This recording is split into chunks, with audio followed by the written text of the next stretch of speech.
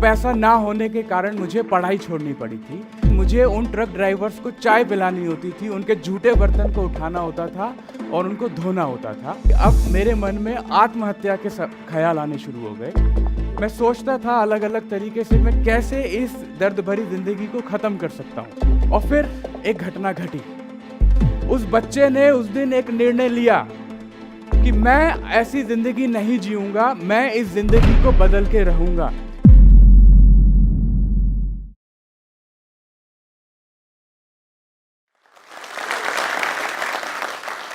दोस्तों, आज मैं आपको एक ऐसे लड़के की कहानी सुनाऊंगा जिसने बचपन में चाय बेची, जिसके पिता परिवार को पालने के लिए पल्लेदारी किया करते थे और घर का हाथ बटाने के लिए मेरी माँ कपड़े सिला करती थी। एक समय ऐसा भी आया जब पैसे ना होने के कारण उस लड़के को अपनी शुरुआत में ही पढ़ाई तक छोड़नी पड़ी, लेकिन उस लड़के ने हार नहीं मानी। उस लड़के ने सपने देखे, उन सपनों को पूरा करने के लिए उसने संघर्ष किया, तमाम चुनौतियों से निपटा और आखिरकार अपने सपने को सच करके ही माना। वो लड़का कोई और नहीं, मैं ही हूँ। दोस्तों नमस्कार, मेरा नाम सचिन जिंदल है। ईस्ट दिल्ली में जनता फ्लैट्स में एक कमरे के मकान में अपने 2 भाई बहनों के साथ मेरी परवरिश हुई। एक साधारण से सरकारी स्कूल में हिंदी मीडियम से मैंने पढ़ाई करी और घर चलाने के लिए पिता जब पंजाब से दिल्ली में आए तो उन्होंने पल्लेदारी से काम शुरू किया। पल्लेदारी समझते हैं ना? अपनी पीठ पर बोझा ढोकर ट्रक से सामान को उतारना और चढ़ाना, उसे पल्लेदारी बोलते हैं। और उससे हमारे घर के खर्च नहीं चला करते थे, तो मजबूरी में मेरी माँ को लोगों के कपड़े सीना पड़ा करते थे और इस तरह मजबूरियों में, आर्थिक तंगी में मेरा बचपन निकला। तो अपनी कहानी की शुरुआत बोलूं या अपने संघर्षों की शुरुआत, वो मेरे स्कूली दिनों से ही शुरू हो गया था, जब पैसा ना होने के कारण मुझे पढ़ाई छोड़नी पड़ी थी। मैं पढ़ना चाहता था, अपने दोस्तों की तरह आगे बढ़ना चाहता था, लेकिन मजबूरी में, ना चाहते हुए भी, बेमन से मेरे पिता ने मुझे मेरे मामा के साथ काम पर लगाने का सोचा। और एक कड़वा सच ये भी है कि जब आप गरीब होते हैं तो अक्सर आपके रिश्तेदार भी गरीब ही होते हैं, और ऐसा ही कुछ मेरे साथ भी था। मेरे पिता ने मुझे मेरे मामा के साथ काम पर लगाने का सोचा, जिनकी अपनी एक चाय की दुकान थी दिल्ली यूपी बॉर्डर पर, जहां ट्रक वाले और उनके हेल्पर्स आकर के चाय पिया करते थे। और मेरी जिम्मेदारी वहां यूं लगाई कि मुझे उन ट्रक ड्राइवर्स को चाय पिलानी होती थी, उनके झूठे बर्तन को उठाना होता था और उनको धोना होता था। मेरे पिता ने ये बेमन से किया, लेकिन मैं उसको करना बिल्कुल भी नहीं चाहता था और ना चाहते हुए भी मुझे वो काम करना पड़ रहा था जिसका मैंने कभी सपने में भी नहीं सोचा था। जहां मेरे दोस्त खेल रहे थे, पढ़ाई कर रहे थे, उस उम्र में मैं वो चाय की दुकान पर जाकर के चाय सर्व कर रहा था। और ऐसा करते करते मुझे याद है मैं अंदर ही अंदर घुटने लगा, मगर छोटा था, अपनी परिस्थितियों और अपने हालातों के आगे मैं बेबस और मजबूर था। धीरे धीरे मैंने खुद को लोगों से और दोस्तों से काटना शुरू कर दिया और बहुत अकेला रहने लगा। अकेलापन एक समय ऐसा आया कि वो मेरे दिल और दिमाग पर इतना ज़्यादा हावी हो गया कि मैं डिप्रेशन में जाने लगा। तब छोटा था तो डिप्रेशन क्या होता है मुझे नहीं पता था, लेकिन वो डिप्रेशन इतना ज़्यादा बढ़ गया कि अब मेरे मन में आत्महत्या के ख्याल आने शुरू हो गए। मैं सोचता था अलग अलग तरीके से मैं कैसे इस दर्द भरी जिंदगी को ख़त्म कर सकता हूँ। और फिर एक घटना घटी। मेरे घर से उस दुकान पर जाने के लिए रास्ते में एक गंदा नाला हुआ करता था और वही एक तरीका था, उसको पार करके ही मुझे वहाँ तक जाना होता था। उस गंदे नाले पर एक काले रंग का गोल सा एक पाइप था जो फिसलन भरा था, जिस पर एक वक्त में सिर्फ एक ही आदमी जा सकता था। नाला पार करते ही एक रेल की पटरी थी। तो एक दिन वो घटना घटी। मैं नाला पार करते वक्त नाला पार कर रहा था, तभी एक ट्रेन का जोरदार हॉर्न बजा और मेरा ध्यान भटका। मैं सीधा जाकर के उस गंदे नाले में गिरा। गिर कर के बड़ी मुश्किल से मैं उससे बाहर निकला और अब सर से पैर तक मैं पूरा सन चुका था उस कीचड़ में। निकलते वक्त मेरा एक जूता भी उसमें रह गया। मैंने दोनों जूते वहीं पर उतारे और मैं सीधा घर की तरफ चल दिया। अब रास्ते में कुछ बच्चे जो गली में खेल रहे थे, कुछ औरतें जो धूप सेक रही थी, उन्होंने जोर से मुझ पर हंसना शुरू कर दिया। और फिर मैंने वो गिनती नहीं करी कि वहाँ से नाले से घर तक पहुँचते पहुँचते कितने लोग मेरे ऊपर हंसे। मुझे याद है मैं बिना किसी को कुछ बोले घर में सीधा बाथरूम में गया और मैं रो रहा था जोर जोर से। मैं न जाने कितने सवाल कितने प्रबल भावनाएं, कितना गुस्सा और नाराजगी उस वक्त मेरे मन में आ रहा था। मेरे कानों में उनकी चीखें गूंज रही थी, उनके हंसने की मुझे आवाज़ें आ रही थी। मैं कीचड़ उतारता जा रहा था, लेकिन उसकी दुर्गंध मेरे शरीर से नहीं जा रही थी। और फिर उस वक्त कुछ ऐसा हुआ जिसने उस बच्चे की जिंदगी हमेशा के लिए बदल दी। उस बच्चे ने उस दिन एक निर्णय लिया कि मैं ऐसी जिंदगी नहीं जीऊंगा, मैं इस जिंदगी को बदल के रहूंगा। अगर दूसरे लोग ऐसी जिंदगी जी सकते हैं तो मुझे भी पूरा हक है एक ऐसी जिंदगी जीने का। और उस क्षण मैंने यह निर्णय लिया कि आज के बाद मैं अपना अनादर नहीं करूंगा, मैं खुद को रिस्पेक्ट दूंगा और खुद को काबिल बनाऊंगा और कामयाब होकर ही रहूंगा। और फिर मैंने जोश के साथ पूरे वो रास्ते तलाशने शुरू किए जिससे मैं अपने को वैसी जिंदगी दे सकूं। और एक दिन न्यूज़पेपर में मैंने एक ऐड देखा, एक फ्री मोटिवेशनल सेमिनार के होने का जिक्र था। दिल्ली के YMCA ऑडिटोरियम में होना था, अगले दिन 7:30 बजे। मैं सबसे पहले जाकर वहाँ पहुँचा, लेकिन सबसे पीछे बैठा कि कहीं कोई मुझसे कोई सवाल ना कर ले। और मुझे नहीं पता था कि वो अगले 2 घंटे मेरी ज़िंदगी का लक्ष्य तय करने वाले थे। एक ट्रेनर आए और पूरी पब्लिक ने जोरदार तालियों के साथ उनका स्वागत किया। उन्होंने जो 2 घंटे बोला, वाकई में वो काबिल तारीफ था। और उस वक्त उस बच्चे ने मन में एक सपना संजोया कि मेरी जगह यहाँ इस भीड़ में नहीं, मेरी जगह भी वहीं है उस मंच के ऊपर, और मैं भी बनूंगा एक सर्वश्रेष्ठ वक्ता, एक अच्छा पब्लिक स्पीकर। और फिर मैंने खुद को तैयार करने के लिए ठान लिया, लेकिन पैसे अभी भी नहीं थे। वो कोर्सेज करने के, किताबें खरीदने के पैसे नहीं थे। मैंने बड़े भाई की मदद से, दोस्तों की मदद से कंप्यूटर सीखना शुरू किया, कंप्यूटर पर टाइपिंग सीखनी शुरू करी। और वो जुनून इतना सवार हो गया था मन में कि टाइपिंग का वर्ल्ड रिकॉर्ड था उस वक्त 154 वर्ड्स पर मिनट, और मेरी टाइपिंग स्पीड हो गई 145 वर्ड्स पर मिनट। लेकिन लक्ष्य वो नहीं था वर्ल्ड रिकॉर्ड तोड़ना, लक्ष्य तो था गरीबी से बाहर निकलना। अब मैंने टाइपिंग जॉब करनी शुरू करी। जितने पेपर्स कोई और आम आदमी 2 घंटे में करता, मैं आधे घंटे में करना शुरू किया। और वहाँ से मेरी पहली कमाई, पर पेज मुझे 10 रुपये मिलना शुरू हुआ, और मेरी पहली कमाई 100 रुपये की हुई। होम ट्यूशन देनी शुरू करी कंप्यूटर्स की। वहाँ से जो भी पैसा आया मैंने ट्रेनिंग सेमिनार्स और अलग अलग ट्रेनिंग्स अटेंड करने में लगाया, और उसका मुझे फ़ायदा भी मिला। मेरा नेटवर्क बढ़ा, और जब मैं 20 साल का था मुझे मेरा पहला सेमिनार देने का मौका मिला नोएडा में। और मुझे याद है उस सेमिनार को अटेंड करने आए थे 50 लोग, जिनमें से एक भी आदमी ऐसा नहीं था जिसकी उम्र 45 से कम हो, और मेरी एज थी सिर्फ 20 साल। तो जब मुझे ये पता चला कि ऐसे लोग आएंगे तो मेरे मन में एक संदेह आया कि ये सब लोग एक्सपीरियंस लोग हैं, मेरी उम्र से डबल उम्र के लोग हैं।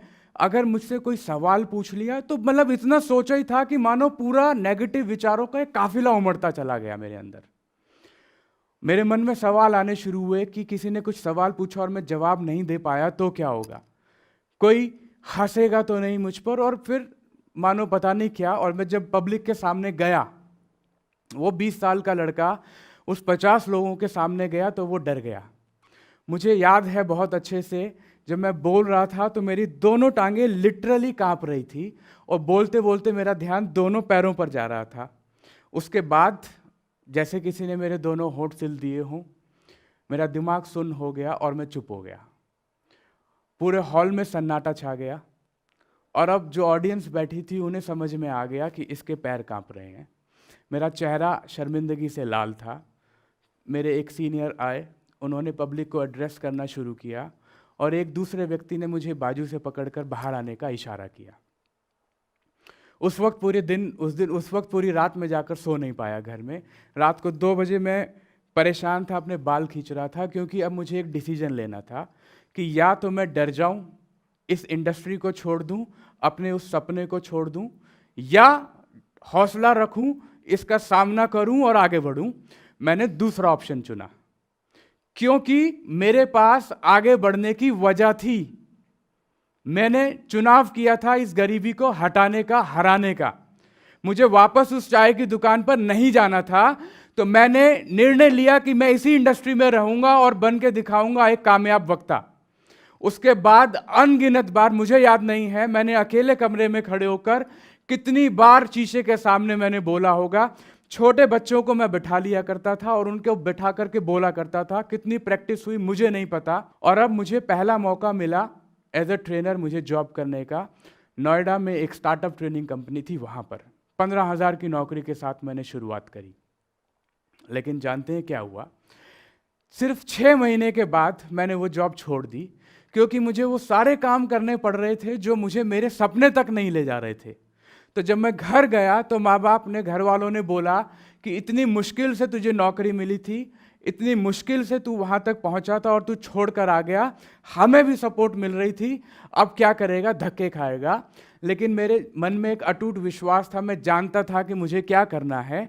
और उसके बाद मैंने पीछे मुड़ करके नहीं देखा, अलग अलग रास्ते तलाशता गया, अवसर बनाता गया और मुझे पहला मौका मिला मुंबई में। लेकिन हम जैसे गरीब लोगों की जो है ना, वो शुरुआत भी मुश्किल होती है और राह भी मुश्किल होती है। मुंबई में जब मैं गया तो मेरे रहने की जगह हुई एक कपड़ों के गोडाउन में। वो 2 कमरों का वो गोडाउन था, जहाँ पर पूरा बॉक्स से सामान भरा हुआ था। मेरे चाचा वहाँ सुपरवाइजर थे, उनके साथ मेरा रुकना तय हुआ। 2 लोगों के लेटने के लिए भी जगह बड़ी मुश्किल से थी, और वो भी कब? वहाँ पर लेबर थी जो रात 11 बजे काम करती थी, 11 बजे तक काम करती थी, और 11:30 बजे वो लोग खाना होकर उस जगह को फ्री करते थे। पूरा दिन ट्रेनिंग देता था और उसके बाद वहाँ लेटने का मैं मौका ढूंढता था कि कब कमर सीधी करने का मुझे मौका मिलेगा। और वहाँ कोई गद्दे नहीं थे, एक फर्श था जिस पर हम लोग सोया करते थे, 2 लोग। लेकिन मैंने हार नहीं मानी, क्योंकि मेरी जंग सीधा उस गरीबी से थी। मुझे वापस उस ज़िंदगी में नहीं जाना था और मैं टिका रहा, लड़ता रहा अपने हालातों से। मैंने उस जॉब में 5 साल दिए, मैं सीखता गया, इम्प्लीमेंट करता गया, और एक समय ऐसा आया जब मुझे बेस्ट ट्रेनर का अवार्ड मिला अपनी ऑर्गेनाइजेशन में। और उसके बाद जितने भी बिजनेस डेवलपमेंट को लेकर के इंपॉर्टेंट ट्रेनिंग्स होने थे, वहाँ पर मुझे भेजा जाने लगा। सारे सीनियर ट्रेनर्स को छोड़कर उस एक यंग लड़के को भेजा जाने लगा, और ट्रेनिंग मैनेजर, और अब मैं एक ब्रांच ट्रेनिंग मैनेजर बन चुका था। और एक और मौका दिया मुझे ज़िंदगी ने, एक ऐसा प्रोग्राम मैंने अटेंड किया जिसने मेरी आगे की दिशा निर्धारित कर दी। आर्थिक आज़ादी को लेकर, पैसे को ज़िंदगी में कैसे जल्दी से निपटा जाए, वो साइंस मुझे सीखने को मिली। उसने मुझे अंदर से ना सिर्फ और मजबूत बनाया, बल्कि मुझे एक नया लक्ष्य और दे दिया, पैसे से पैसा कमाने का और ज़िंदगी में फाइनेंशियली फ्री होने का। अब एक दिमाग में फितूर और चढ़ चुका था, फाइनेंशियल फ्रीडम का। 5 साल की नौकरी के बाद एक चीज़ मैं बहुत अच्छे से समझ चुका था कि नौकरी से मेरी ज़िंदगी की ज़रूरतें तो पूरी हो सकती हैं, लेकिन एक अमीरियत वाली ज़िंदगी में नहीं जी सकता था। और मैंने निर्णय लिया अपना पहला ट्रेनिंग बिजनेस शुरू करने का, जब मैं सिर्फ 28 साल का था। मेरे घर वालों ने बोला, अभी तू ये कैसे कर पाएगा, नौकरी से पैसा आ रहा है। लेकिन मैं जानता था कि मेरा सपना अभी अधूरा था, वो मुकाम अभी अधूरा था। मैंने वो बिजनेस करना शुरू किया, और अब एक जवान लड़का उस पेशे में आ चुका था जहाँ पर सफ़ेद बाल वालों और हाईली क्वालिफाइड लोगों का बोलबाला था। और ये बात मुझे बहुत जल्दी एहसास भी हो गई जब मुझे हर जगह अनकहे रिजेक्शंस मिलने लगे। 1 साल के बाद मेरी जमा पूंजी खत्म हो चुकी थी और मेरे पास अब एक फूटी कौड़ी भी नहीं बची थी। और लोगों ने, दोस्तों ने बोलना शुरू किया कि देखा, हमने बोला था ना कि नहीं हो पाएगा। लेकिन मैं वापस नौकरी में गया, हार कर नहीं, अपने को प्रिपेयर करने के लिए, एक ऊंची छलांग लगाने के लिए, क्योंकि मेरा सपना अभी अधूरा था। 2 साल नौकरी में दिए और इस बार मैंने एक कैलकुलेटेड रिस्क लिया। मैंने फिर से अपना एक बिजनेस शुरू किया, और कुछ महीनों के संघर्ष के बाद ऊपर वाले ने मेरी सुन ली। वो दिन आखिरकार आ ही गया। 3000 लोगों से खचाखच भरा वो तालकटोरा स्टेडियम, लोगों की चारों तरफ तालियों की गड़गड़ाहट, और उनके सामने वही लड़का खड़ा था जिसे उस ट्रेनिंग से एक बार निकाल दिया गया था। लेकिन इस बार फर्क था, इस बार मेरे पैर कांप नहीं रहे थे, इस बार मेरे हौसले बुलंद थे, मेरी आवाज़ में जोश था, और मेरा हर शब्द लोगों के दिलों तक जा रहा था। और वो प्रोग्राम पूरा होने के बाद पूरे 3000 लोगों ने खड़े होकर जब मेरा स्वागत किया, तब मुझे एहसास हुआ कि सपने पूरे होते हैं। और अगले 6 महीनों में ही मैंने ऐसे 40 बड़े प्रोग्राम कर डाले। लेकिन ज़िंदगी के खेल बड़े अलग अलग होते हैं। मुझे बिजनेस लॉसेस फिर हुए और एक समय में मेरे पास सिर्फ 8,000 रुपये रह गए थे। लेकिन अब मैं समझ चुका था कि पैसा कमाने के लिए पैसे का होना ही जरूरी नहीं है, बिना पैसे से भी पैसा कमाया जा सकता है। और मैंने एक जॉइंट ट्रेनिंग वेंचर शुरू किया हेल्थ केयर इंडस्ट्री में, जहां मेरी जिम्मेदारी थी बिजनेस को बढ़ाने की, सेल्स की, मार्केटिंग की और प्रमोशंस की। और ऑफलाइन ट्रेनिंग बिजनेस में कुछ चैलेंजेस थे, उसको तेजी से स्केल अप करना चैलेंजिंग था, तो ज़रूरत थी कुछ ऐसा डेवलप करने की जिससे बिजनेस को तेजी से डेवलप किया जा सके। मेरी जितना भी मैंने सीखा था, अपना पूरा सीखने का निचोड़ मैंने वहाँ पर लगा दिया और एक ऐसा training program, online educational training program, therapy based, जिसमें 100 से ज़्यादा बीमारियों का इलाज आप घर बैठे ही कर सकते थे, वो मैंने डेवलप कर डाला। मरीजों को उससे फ़ायदा होने लगा, जो लोग करियर बनाना चाहते थे वो लोग आने लगे और ये प्रोग्राम एक सुपर डुपर शो साबित हुआ। और उसके बाद मैंने कभी पीछे मुड़ करके नहीं देखा और आखिरकार वो दिन आया। 5 जॉब और 4 असफल बिजनेस के बाद मैं आखिरकार फाइनेंशियली फ्री हुआ। मैं अक्सर अपने सेमिनार में लोगों से पूछता हूँ कि पैसा कमाना है तो क्या करना होगा, और लोग अलग अलग तरह के जवाब देते हैं। अक्सर बोला करते हैं लोग कि भाई पैसा कमाना है तो खूब मेहनत करनी होगी, पूरी जिंदगी घिसाना पड़ेगा अपने आप को। लेकिन वो एक साधारण सी बात भूल जाते हैं कि पैसा कमाना है तो आपको जो भी आप काम कर रहे हो उसमें वैल्यू ऐड करनी पड़ेगी। आपको अपने कस्टमर को, अपनी ऑर्गेनाइजेशन को फायदा देना होगा। ऐसा करने के लिए आपको योग्य बनना होगा, जिसके लिए ज्ञान और हुनर अर्जित करना है। तो लक्ष्य बनाएं, अपने को योग्य बनाएं और लग जाएं। तो दोस्तों, अपनी बात को अंत करने से पहले मैं कुछ बात आपसे करना चाहूंगा। अगर मैं आपसे पूछूं कि आपके जिंदा रहते आपका बच्चा भूखा मर सकता है क्या? नहीं ना। क्यों? क्योंकि आपने अपने बच्चे के लिए एक कमिटमेंट ली हुई है, एक स्टैंड लिया हुआ है, एक जिम्मेदारी ली हुई है कि जब तक मैं हूं मेरे बच्चे को कुछ होने वाला नहीं है। जिस दिन ऐसी ही जिम्मेदारी आप अपनी कामयाबी के लिए, अपनी सफलता के लिए ले लेंगे, दुनिया की कोई ताकत आपको कामयाब होने से नहीं रोक सकती, फिर परिस्थितियां चाहे जो भी हो। और यह बात मैं बहुत पहले ही समझ गया था कि सचिन अपने माँ बाप को, अपनी किस्मत को, अपनी परिस्थितियों को दोष देता रहेगा तो बेचारा बन के जिंदगी निकल जाएगी। तो बेचारा बनना छोड़ और देख क्या चीज संभव है। मैंने हर वो काम किया जो मुझे मेरे सपने तक ले जाने के लिए जरूरी था। तो बेचारा बनना छोड़ो, दोष देना छोड़ो, उठो, जिम्मेदारी लो और अपने सपनों को हासिल करने के लिए जुट जाओ। थैंक यू जोश टॉक्स। इस वीडियो के बारे में अपनी राय नीचे कमेंट सेक्शन में हमें बताएं और अपने दोस्तों के साथ ये वीडियो शेयर करना ना भूलें।